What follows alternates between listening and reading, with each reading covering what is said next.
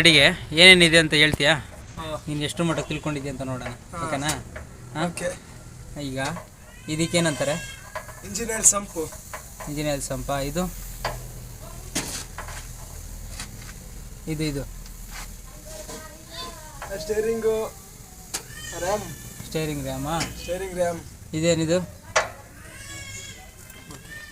ಇದು ಇದು ಇದು